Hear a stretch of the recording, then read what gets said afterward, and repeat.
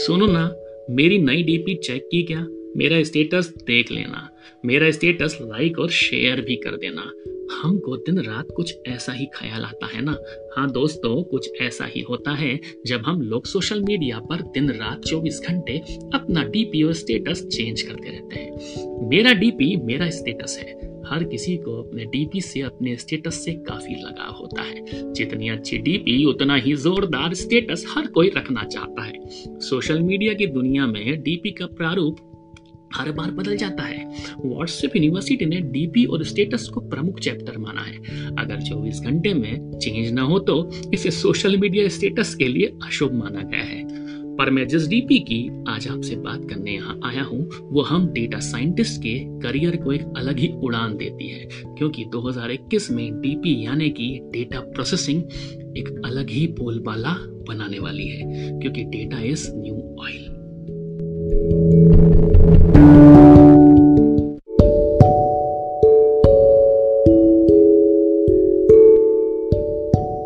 Hello दोस्तों, मैं आ गया हूँ आपका deep story teller Amit take stories के नए एपिसोड में।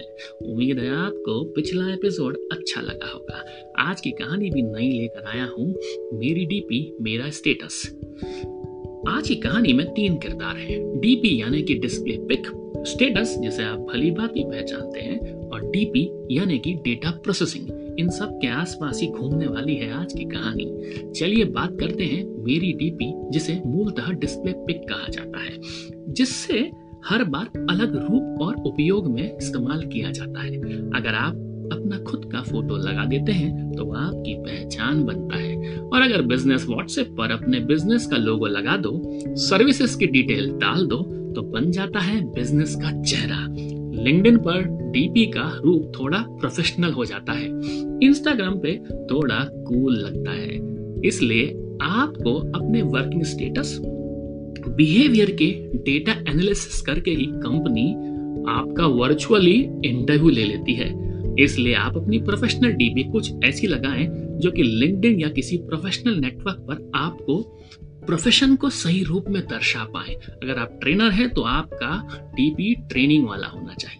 अगर आप कोई स्पीकर हैं तो आप मोटिवेशनल स्पीकर की तरह दिखें, और अगर आप कुछ टेक्नोलॉजी वाला काम करते हो मेरी तरह, तो आप वहां पे टेक्निकल बातें दर्शाने वाला डीपी लगाएं, या फिर कुछ इस तरह का लगाएं जो कि आपके प्रोफेशनल लुक को दर्शाए।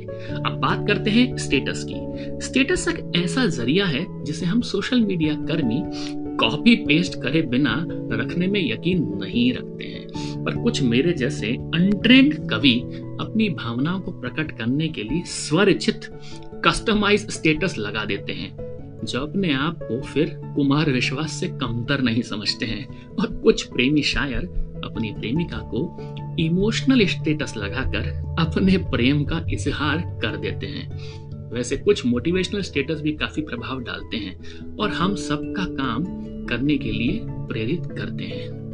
वैसे मैंने भूमिका बना दी है मेरे तीसरे और प्रमुख किरदार की, जिसे मैं मेरी डीपी यानी कि डेटा प्रोसेसिंग का नाम देता हूँ, जो दोनों किरदारों को भरपूर स्टॉक कर समझ कर ही खुद का काम कर लेता है। आज देखो ना, तेल के भाव आसमान पर चढ़े हैं। पेट्रोल, डीजल हो या फिर खाने का तेल, हमारा तेल भरपूर निकल रहा है। वहीं दूसरी ओर हमारा डेटा को प्रोसेस करने के लिए भी तेल के भाव सा मूल्य लगाया जा रहा है। इसलिए तो मैं कहता हूं डेटा इज न्यू ऑयल हो गया है दोस्तों।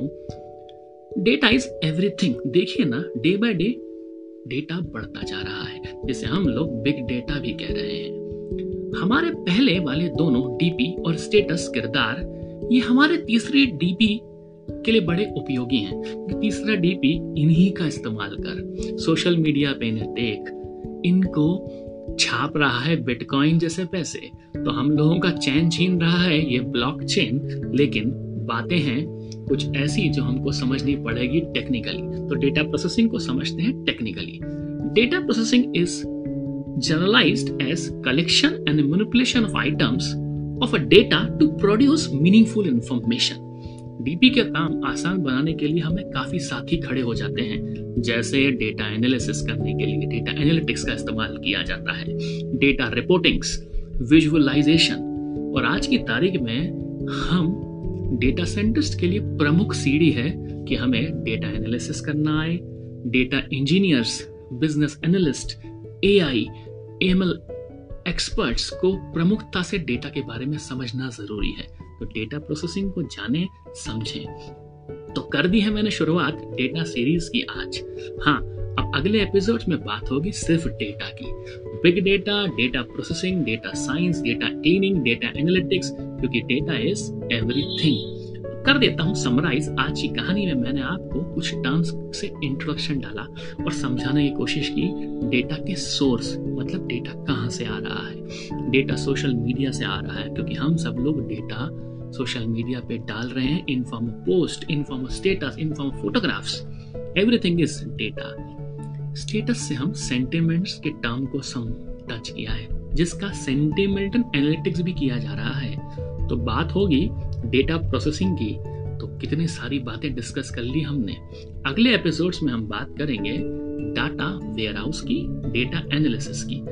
बाइट साइज का पॉडकास्ट बनाया था। काफी लोग शिकायत करते हैं कि छोटा होता है, लेकिन कोशिश है कि कम समय में ज्यादा इंफॉर्मेशन देकर आप लोगों को कुछ सिखा के चले जाएं। तो कर लेता हूं आपसे इस बाइट साइज पॉडकास्ट में विदा।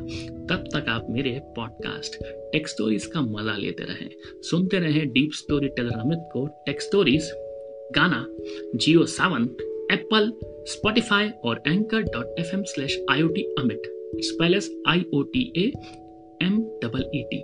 और वॉइस मैसेज करना ना भूलें, क्योंकि फीडबैक का इंतजार रहेगा। मिलते हैं इंस्टाग्राम पे @podcaster अमित पे। और हाँ, DP चेक करना मत भूलिएगा।